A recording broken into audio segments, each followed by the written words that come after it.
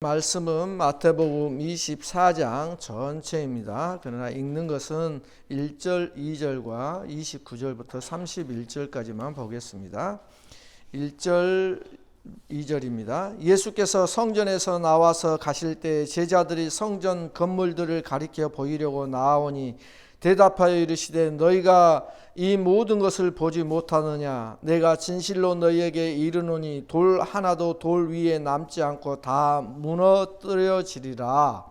29절 그날 환난 후에 즉시 해가 어두워지며 달이 빛을 내지 아니하며 별들이 하늘에서 떨어지며 하늘의 권능들이 흔들리리라. 그때 인자의 징조가 하늘에서 보이겠고 그때 땅의 모든 족속들이 통곡하며 그들이 인자가 구름을 타고 능력과 큰 영광으로 오는 것을 보리라. 그가 큰 나팔 소리와 함께 천사들을 보내리니 그들이 그의 택하신 자들을 하늘 이 끝에서 저 끝까지 사방에서 모으리라. 아멘.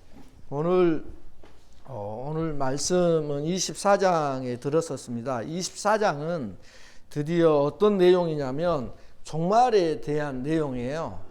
우리 시대가 지금 어떤 사건이 터지기 시작하면 예수 믿는 사람들이 가장 먼저 생각하는 게 종말에 대한 내용이거든요. 그래서 맨 처음에 미국의 종말을 경고한 사건이 9.11 테러 사건이었죠. 그때 그냥 그 큰 쌍둥이 두 빌딩이 비행기가 거기에 이제 그냥 가서 충돌을 함으로써 그 큰 빌딩이 와르르 무너지는, 어떻게 보면 인간의 가장 과학을 신뢰하고 인간의 힘으로 이루어낸 것이 한순간에 인간의 힘으로 그냥 무너져 내리는 모습을 보는 것 같았던 그 순간이 아마 미국인들이 가장 각성한 계기가 아닌가. 그래서 그 사건 이후로 교회를 안 다니던 사람들이 그때 다시 교회로 왕창 몰려 갔었던 사건이었다고 회고를 하고 있죠. 근데 최근에는 어떻습니까? 최근에는 지금 러시아가 침공을 해서 지금 그 사건 때문에 이제 난리와 난리 소문, 이제 이것이 그냥 침공만 있었던 것이 아니라 코비드 사태로 있는 와중에 또 전쟁이 터지고 또 이 전쟁의 여파가 그냥 두 나라의 싸움으로 끝나는 것이 아니라 전 세계적으로 영향을 미치잖아요. 지금 코비드 때문에 물류 대란이 일어나고 또 그 와중에 물가 폭등이 일어나서 이제 전 세계 사람들이 한 나라가 그냥 무너지는 것에서 끝나는 것이 아니라 다 연쇄적인 반응을 일으키고 있는 현실 세계를 반영을 하고 있는 것 같습니다. 그런데 우리가 이제 종말론에 대해서 좀 보면 성경은 그렇게 우리가 생각하는 종말, 이제 이렇게 현상적으로 보여지는 이 종말에 대해서는 실은 가볍게 이야기를 해요. 더 깊은 내용은 다른 내용 속에 있어요. 오늘 지금 성경에서 이야기하고자 하는 것은 바로 1절부터 2절에 이야기한 유대인들이 가장 거룩하게 여기고 유대인들의 가장 큰 희망의 꽃이었던 성전 파괴를 종말로 이야기를 하고 있다는 거예요. 그게 이제 종말이거든요. 마태복음에서 바라보는 종말은 어떤 거냐? 성전이 돌 위에 돌 하나도 남기지 않고 무너뜨려지리라, 이 이야기거든요. 성전이 무너지는 것은 유대의 교가 무너지는 거죠. 완전히. 그래서 그들의 희망이 이제 완전히 사라지는 것이죠. 그것이 왜 일어났는지 감을 잡으시죠. 왜 성전이 무너진다고 계속해서 이야기를 해요? 우리가 지금까지 배워온 말씀을 보면 종교 지도자들의 어떤 상태? 눈먼 상태, 소경된 상태에서 이들이 눈이 멀었으니 성경을 어떻게 봐요? 눈이 멀었으니 어떻게 인도를 해요? 그들이 인도하는 결국의 모습이 유대교의 결국이 어떻게? 성전 파괴로 그들이 가장 신뢰를 하고 있고 붙잡고 있던 성전이 완전히 무너지는 거. 왜? 그 성전에서 이들의 배를 불리는 모든 것들이 나왔고 이 성전을 이용해서 가난한 자를 착취를 하고 또 이 성전을 이용해서 자기들의 배를 채우고 모든 안락을 권력을 쥐고 힘들었던 모든 것들이 성전에서 나왔기 때문에 이 성전을 완전히 없애버리는 이야기예요. 그 종말을 누가 하시느냐? 하나님께서 하시는데 이 로마라는 나라를 이용해서 쳐버리시는 거예요. 그래서 우리가 이렇게 지금 작금의 사태 이런 것들을 어떻게 해석을 하느냐? 예수 믿는 사람들은 꼭 그렇게 봐야 되는 거예요. 그냥 이 쓸데없는 코로나가 생겨가지고 이제 누가 만들었던 그것은 나중에 밝혀지겠죠. 누가 만들었던 이러한 이상한 바이러스를 퍼뜨려 가지고 전 세계 사람들이 고통을 받게 만들고 이게 하루 이틀이 아니라 벌써 2년, 3년 가까이 가야지만 어느 정도 해결이 될 정도로 이런 사태 속에서 하나님이 뭘 봐봐요. 유대인 하나님의 택한 백성을 치는데 누구를 이용하냐면 이방 나라를 이용한단 말입니다. 그러니까 이런 거예요. 사람이 그러니까 지금 소련이 소련이 아니죠. 러시아가 어디를 침공했어요? 그 나라가 우크라이나를 쳐들어갔잖아요. 그런데 이제 하나님께서 우크라이나에 무슨 뜻을 가지고 했을까? 아니면 이 전쟁을 통해서 모든 사람들이 모든 나라 사람들이 고통을 받는데 무엇 때문에 그럴까? 이제 이런 것들을 고민을 하고 우리가 뭘 해야 되느냐? 가장 중요한 것은 회개하고 돌이키라는 거예요. 하나님께 회개하고 돌이키라는 거예요. 그게 그 메시지거든요. 종말의 메시지는 다른 게 아니라 회개하고 돌이켜라 이 말이에요. 그래서 오늘 25장 24장부터 시작된 이 종말의 이야기는 마태복음에 나오는 설교의 5묶음 중에 첫 묶음은 아시죠? 첫 묶음은 우리가 잘 알았던 5장부터 나와 있는 산상수훈이 첫 묶음이에요.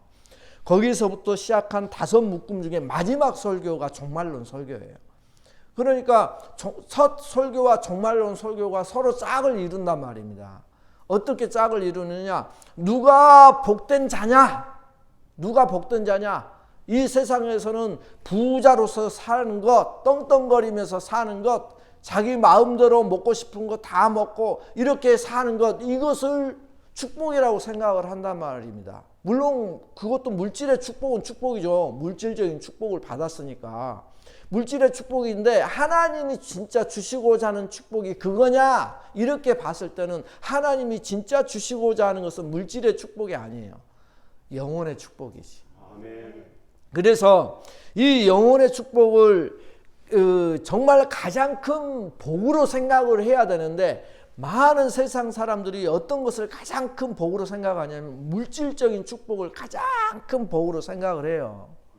그래서 뭐 하냐면 이 종교 지도자들이 물질의 축복을 가장 큰 하나님의 축복 중에 하나라고 가르치기 위해서 뭐예요? 그 물질을 성전을 이용해서 다 착취를 했단 말이에요. 그래서 그걸 가지고 축복을 받은 사람이라고 자기들을 자랑했단 말입니다. 그리고 가난한 자를 뭐라고 그래요? 그 사람들의 돈을 모조리 빼앗아 가면서도 저들은 하나님 앞에 회개할 거리가 많은 사람들이다 라고 가르치는 거예요. 이게 미치는 거죠. 이게. 그래서 하나님께서 그걸 더 이상 참다가 결국은 로마 나라를 통해서 그 니들이 벌어들이고 니들이 자랑하는 그 성전을 완전히 그냥 갈아뭉기시에요. 완전히. 그 이야기를 하는데 오늘 산상수훈의 설교가 뭐였어요?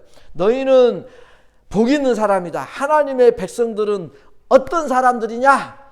복 있는 사람들이 하나님의 백성들이다. 왜 복 있는 사람들이 하나님 나라의 사람들이냐? 그 복이 뭐냐? 심령이 가난했기 때문이다. 여기서부터 출발해요. 심령이 가난했기 때문에, 심령이 가난한 자는 뭐예요? 부자하고 대비를 시키는 거예요. 물질적인 부자를 그들은 하나님의 축복이라고 생각했는데, 여기에서는 마음이 가난한 자, 이렇게 전혀 엉뚱한 물질의 축복이 아닌, 물질의 부자가 아닌 마음의 가난을 이야기를 하고 있단 말입니다. 그건 뭐예요? 누구를 의지해야만 겨우 입에 풀칠하고 겨우 살아갈 수 있는 이 가난함을 마음에다 빗대서 하나님의 도움 없이는, 하나님의 은혜 없이는 살 수 없는 자들입니다 라는 고백을 할 수 있는 자들이 복된 자들이라는 거예요. 나 하나님 없으면 못 살아요. 나 하나님 없으면 이렇게 우리가 나이 들고 이제 병이 들고 오면 뭘 의지를 할 수 있습니까? 그죠? 의지할 게 하나도 없단 말입니다. 왜요? 우리 인생이 그렇게 연약해요. 그러나 마음이 가난해서 나는 하나님밖에 의지할 분이 없습니다. 하나님만 나의 힘이 되십니다. 하나님만 나의 구원자이십니다. 이렇게 마음이 바뀐 자들, 이게 가난한 자예요. 이들이 복이 있다는 거예요. 이들이 마음이 가난한 자는 하나님 은혜와 도움 없이는 살 수 없는 자들이기 때문에 이제는 뭐예요? 애통하는 거예요. 왜? 자기 자신을 보니까 내가 너무너무 못났거든요. 너무너무 죄인이거든요. 그래서 애통하는 거예요. 나에게는 하나님 앞에 갈 수 있는 의가 하나도 없구나 라고 애통하는 거예요. 이것이 복이 있대요. 또 그렇게 애통을 하게 되면 나에게는 이 죄악만 가득하구나, 이걸 깨달았기에 오직 하나님께만 소망을 둘 수밖에 없는 온유한 자로 길들여지기 시작하는 거예요.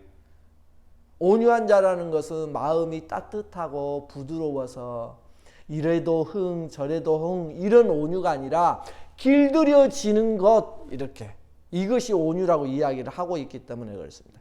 그래서 이제는 하나님이 이렇게 하라 하면 할 수 있고 저렇게 하라 하면 할 수 있고, 쉽게 말해서 바울처럼 부한 자로 살아가라고 하면 그렇게 살아갈 수가 있고, 어떤 자로? 부했으니까 부한 그 부를 하나님이 나에게 왜 주셨는지, 왜 나에게 힘을 주셨는지, 나에게 건강을 주셨는지, 나에게 건강을 없앴는지, 이 말이에요.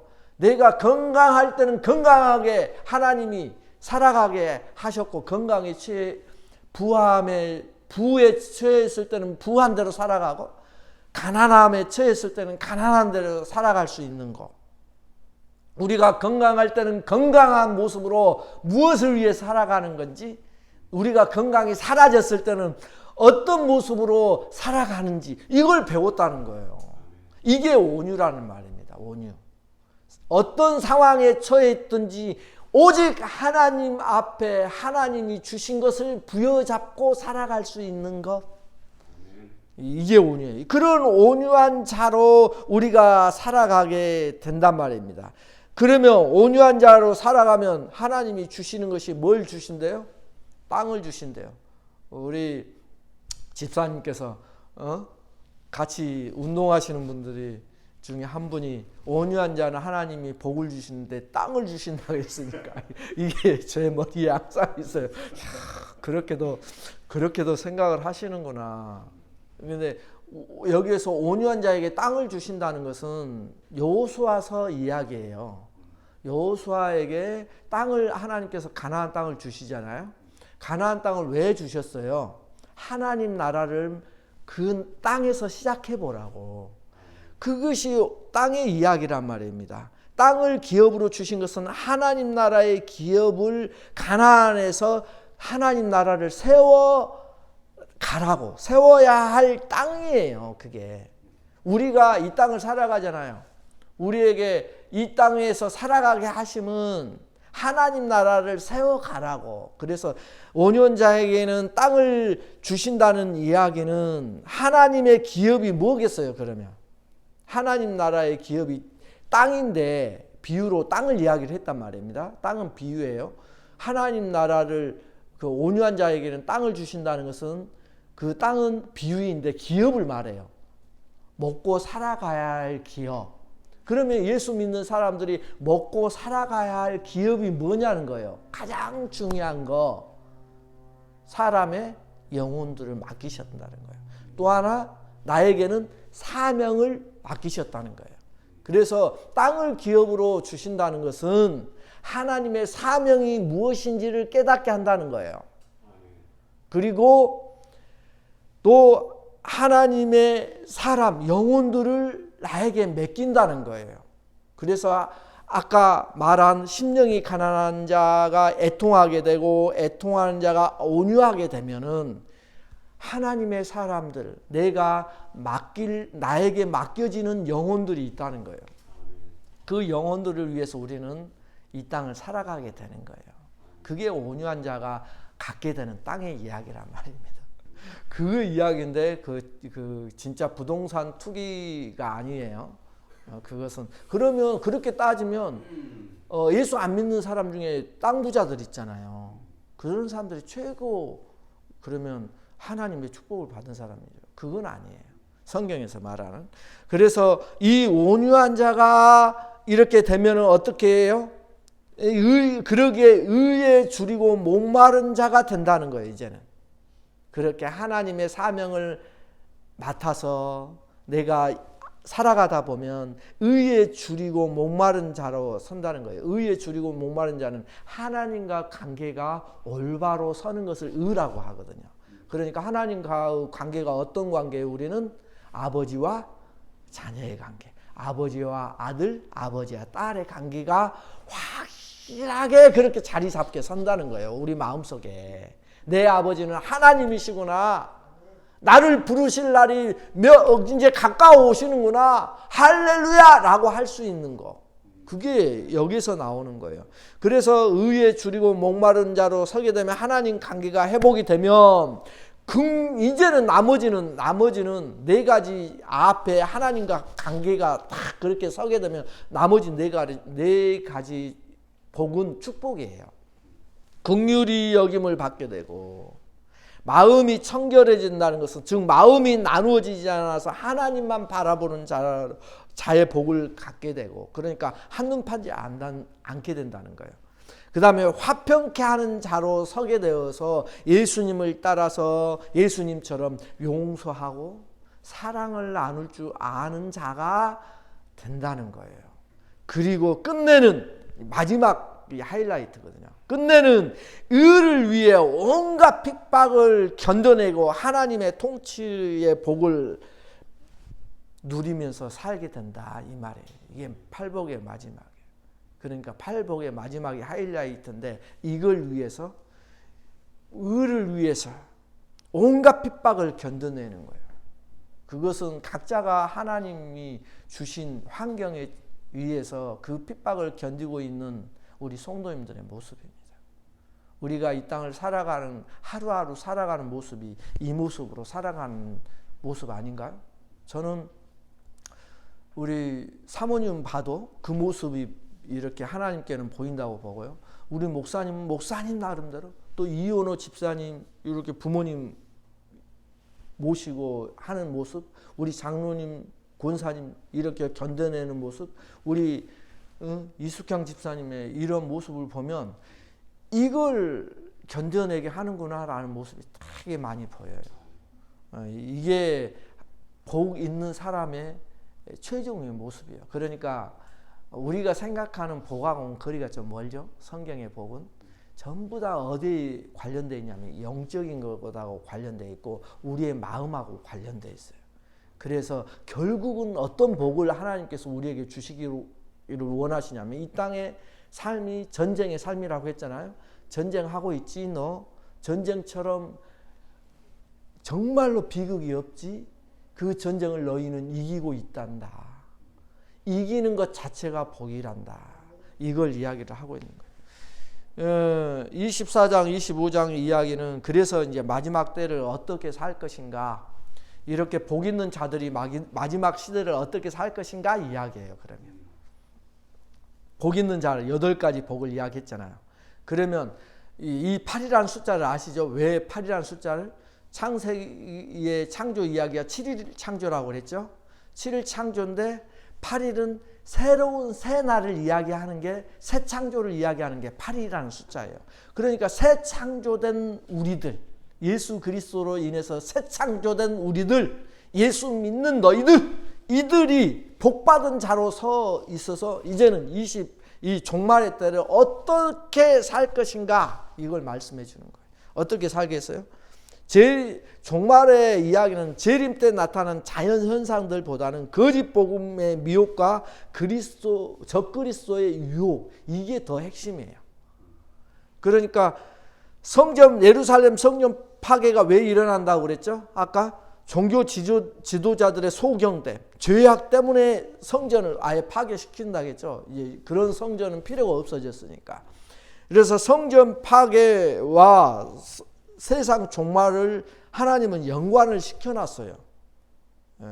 그래서 현상적으로 일어나는 것은 순간적으로 전 세계가 한꺼번에 일어나기 때문에 그것은 어떻게 보면 모두 다 한꺼번에 같이 당하는 일이에요. 그때는. 그러니까 그것보다 더 중요한 게 다른 것이라는 거예요. 그래서 이 성전 파괴와 세상 종말의 징조를 몇 가지로 이야기를 하고 있죠. 첫 번째가 어떤 일이 일어난대요? 종말의 이야기, 성전 파괴의 미혹의 역사가 일어나요. 세상 종말도 미혹의 역사. 유혹한다는 거예요. 거짓 그리스도가 막 내가 그리스도라고 하고 막 그런 사람들 나타나요. 그런 것은 절대 중요치 않아요. 그 사람들은 그런 큰 힘이 없어요. 진짜 큰 힘은 어디서 나타나냐면 그런 사람들보다는 더 중요한 것은 세상을 구원할 수 있다는 유혹. 다른 말로 세상 과학, 철학, 세상 가치. 어떤 가치가 우리를 지배하는가, 이거예요. 요즘은 돈의 가치를 최고로 보고 있잖아요. 그러니까 자식들도 나중에 돈 있는 부자들은 두 부부가 이혼하면 누구를 따라가는 줄 아세요? 예. 어렸을 때는 어머니를 많이 선택을 한대요. 누구를 선택할래야 어머니를. 근데 이제 장성한, 시집가고 장가가고 다 해서 장성한 자녀들은 이성적으로 판단할 거 아니에요. 누가 아버지가 잘못했는지 어머니가 잘못했는지 판단할 거 아니에요. 그런데 그 판단을 뭘로 한다고요? 이혼을 하면은 누가 돈을 더 많이 갖고 있고 누가 나한테 돈을 더 많이 줄 것인지에 따라서 거기에 붙는데요. 이성적인 판단을 버리고. 변호사 말이에요. 변호사가 그 이야기 하더라고요. 이혼 전문 변호사가 그 이야기를 하더라고요. 그러니까 이 땅에 살아가면서 이러한 세상 가치가, 한번 잘 생각해 보세요. 지금 하나님이 우리에게 전해주고자 하는 종말의 모습이 어디에서 나타나는지 한번 보세요. 첫 번째는 유혹이 나타나요. 유혹. 이런 유혹은 어떤 유혹이냐면 세상 가치가 들어오는 거예요. 두 번째는 뭐예요? 전쟁과 기근, 지진이 나타난대요. 이것은 뭐예요? 이것은 오늘날만 있었나요? 옛날부터 있었단 말입니다. 전쟁, 기근, 세계 1차 대전, 세계 2차 대전, 이때는 그러면 왜 종말이 안 왔어요? 갈수록 이런 것들은 인간이 사는 세상은 뭘로 이루어졌기 때문에? 죄악으로 이루어졌기 때문에 이것은 날마다 있는 거예요. 이제 세계 3차 대전이 일어나면 세상은 종말이 되겠죠. 인간들 스스로. 그런 시대가 돼버렸잖아요. 이게예요. 미혹의 역사. 그 다음에 두 번째는 전쟁이 일어나 서로 싸운다는 거예요. 전쟁은 여기서만 싸워요? 그런 러시아 우크라이나의 전쟁만 이야기하는 거 아니에요? 부부 간의 싸움, 자녀와 부모와 자녀 간의 싸움, 형제 간의 싸움, 이런 것들을 이야기를 하는 거예요. 그 다음에 뭐예요? 왜 싸움이 일어나는지 아시겠죠? 미혹 때문에 일어나는 거예요. 가치관 때문에. 그 다음에 세 번째는 제자들의 환난과 미움받음이 있어서 사랑이 식어진대요. 사랑이 식어지는 거예요. 세 번째가. 흐름 잘 기억하세요. 유혹이 생기면 세상 가치관이 들어오면 싸움이 일어나요. 그리고 미워하기 시작해요. 사랑이 식어져요. 그리고 네 번째, 거짓 복음과 거짓 선지자들이 활개를 쳐요. 그래서 율법 공로주의, 기복신앙, 현세적 성공주의, 신비주의 이것들이 판을 치게 돼요. 그럼에도 불구하고 세상 종말은 그때가 아니다 이거예요. 언제가 아니다. 천국 복음이 끝까지 전파되어야 그때가 끝이 오리라고 하고 있어요. 그러니까 이런 것들이 아무리 설쳐도 하나님의 말씀은 끝까지 전파될 것이다 라는 것을 이야기하고 있어요. 그리고 성경에 오늘 이야기 멸망에 가증한 것이 선다고 했잖아요. 성전 안에. 근데 이것은 다니엘서 9장과 11장에 대한 것과 연관이 되는데요. 학설들이 많이 있죠. 종말론 이것 때문에. 그래서 세대주의에서 이야기하는 학설들이 이런 학설들이 많아요. 왜? 현상으로 보기 때문에.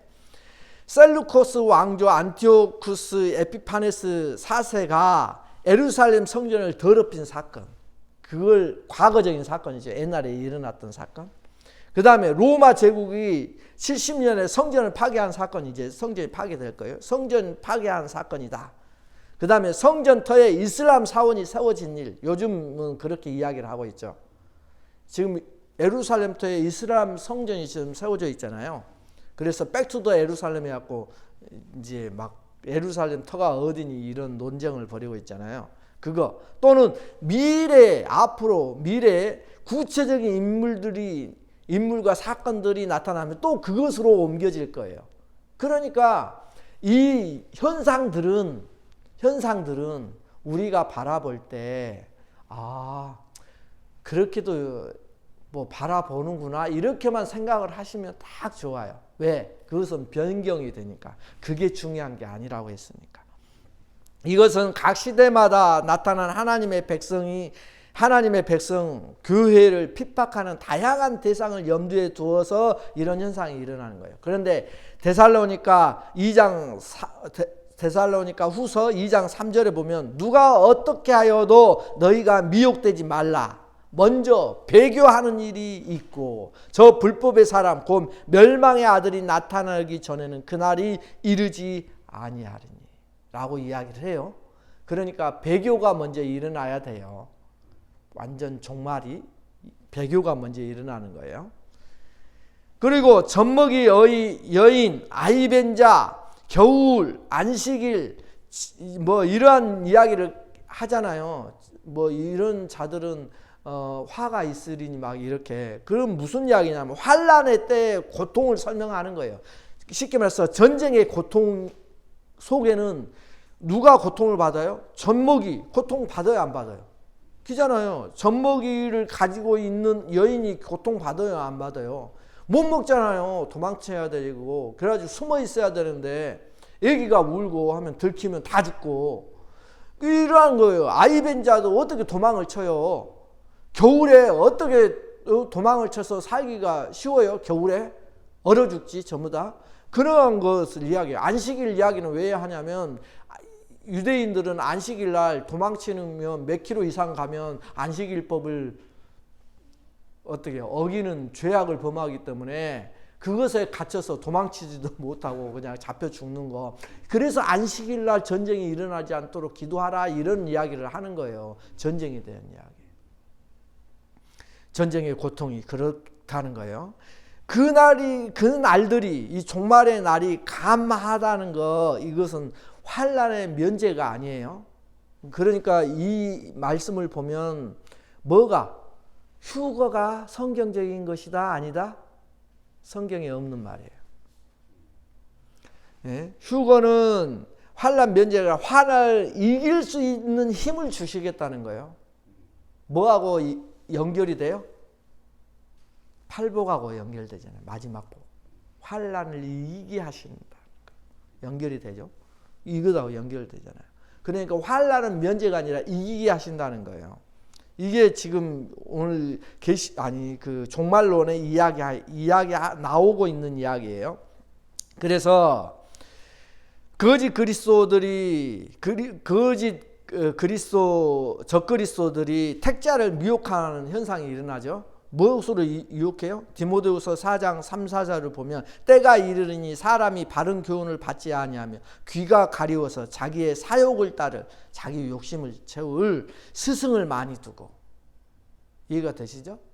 스승을 많이 두고 또 그 귀를 진리에서 돌이켜 허탄한 이야기를 따르리라. 허탄한 이야기가 뭐예요? 그 다음에 나오는 26절, 오늘 24장 26절 광야가 나오죠. 광야는 왜 나오냐면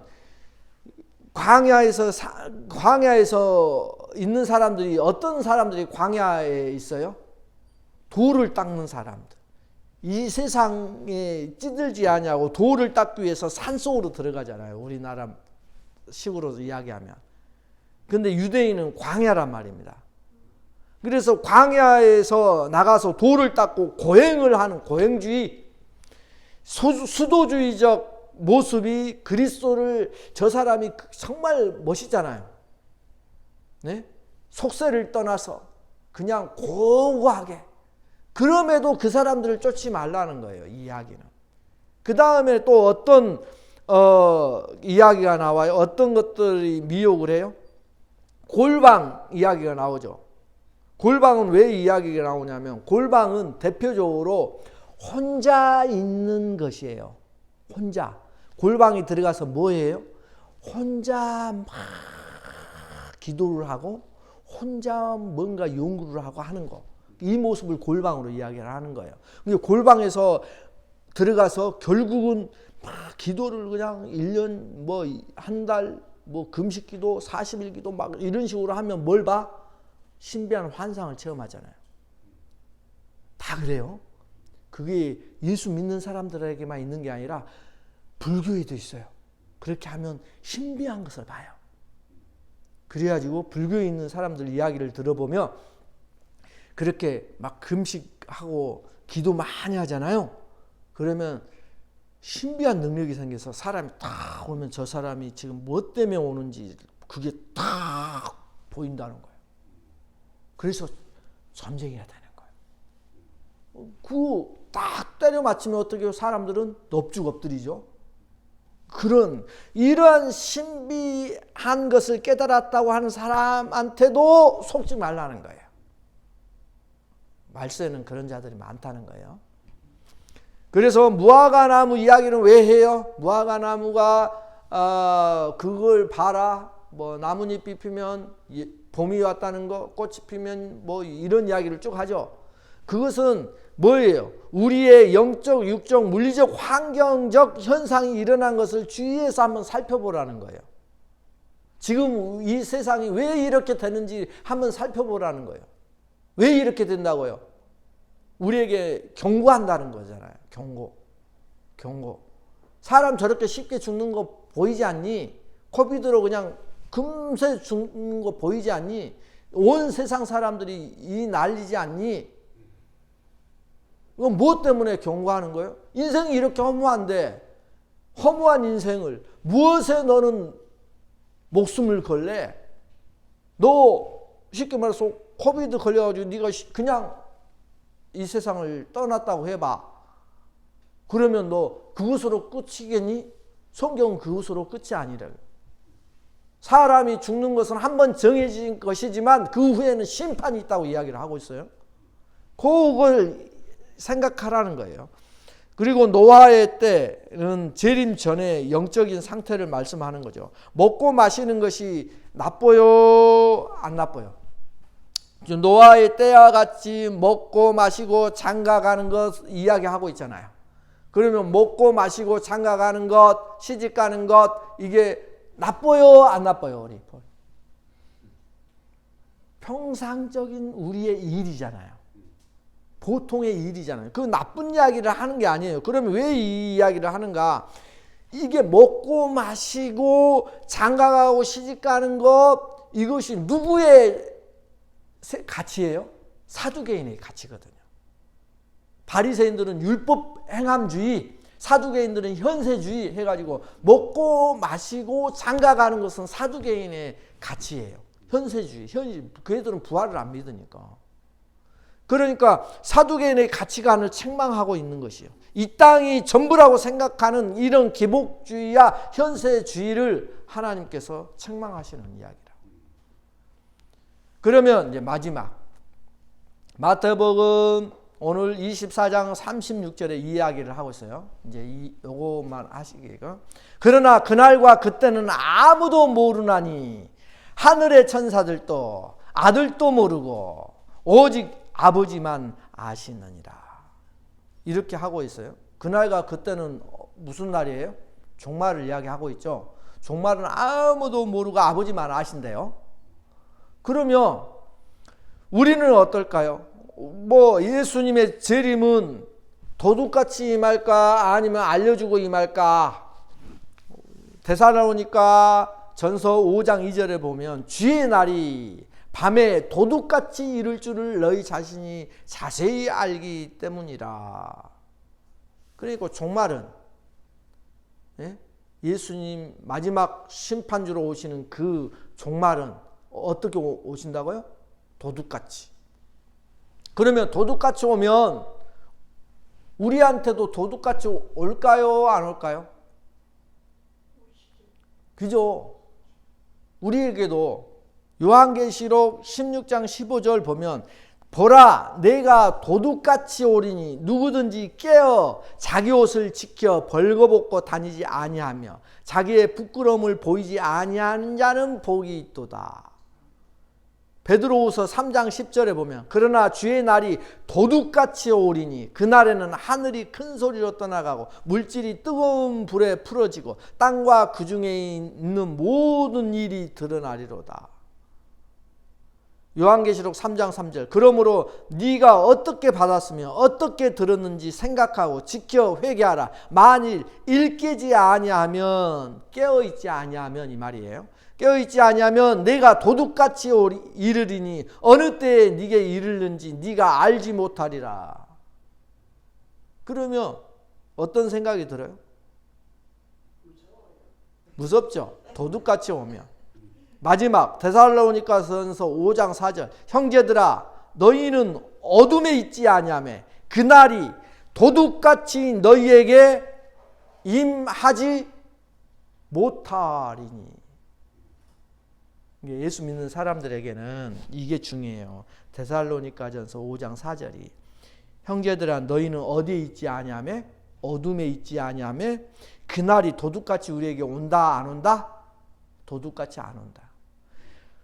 그 날이 도둑같이 너희에게 임하지 못하리니. 그러니까 우리가 하나는 확실히 알고 있었잖아요.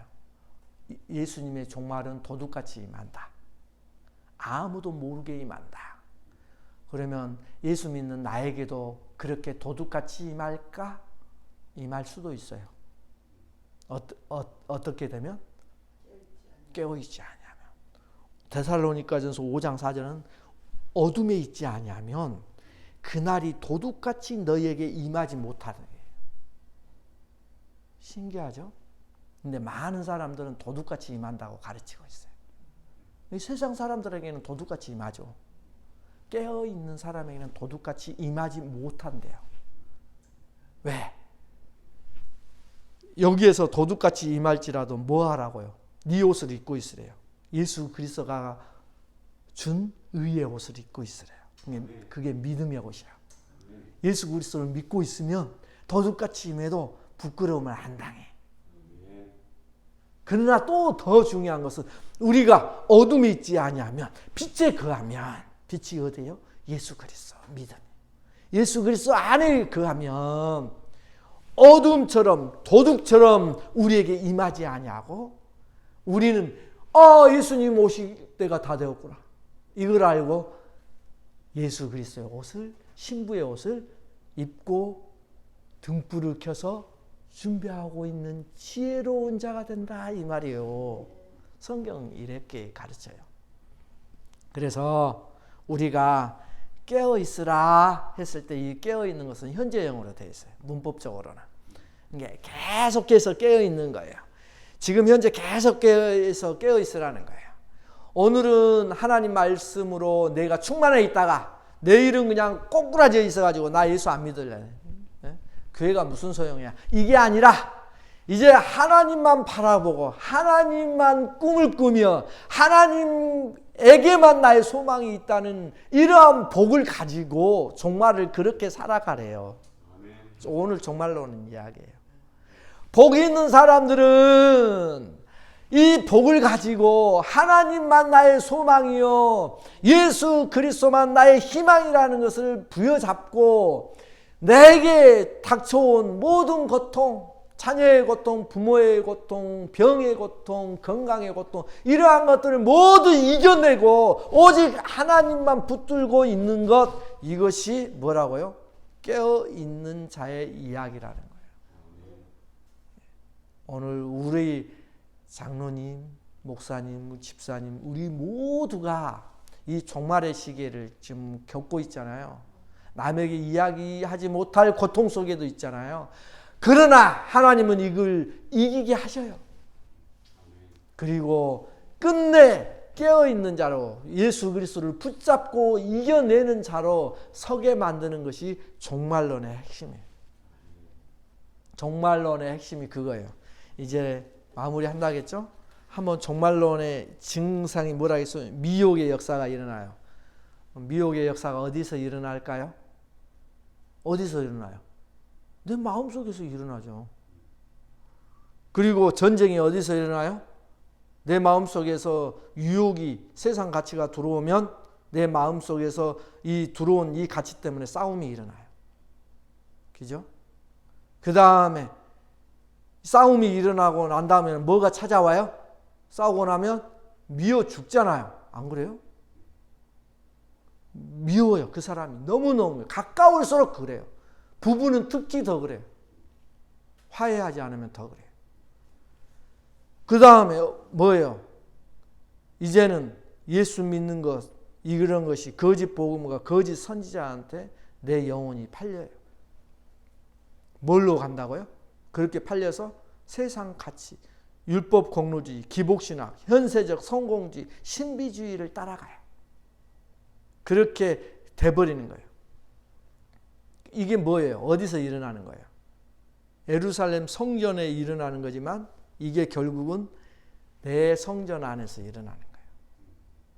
성전은 예루살렘 성전에서 내 성전으로 바뀌었다겠죠? 나를 하나님이 성전 삼으시려고 성전으로 만드시는 것이 성경의 이야기라고 했잖아요. 그 멸망, 종말이 어디서 일어나냐? 여기서부터 일어나요. 내 성전 안에서 일어나요. 내가 성전이 무너지는 거야.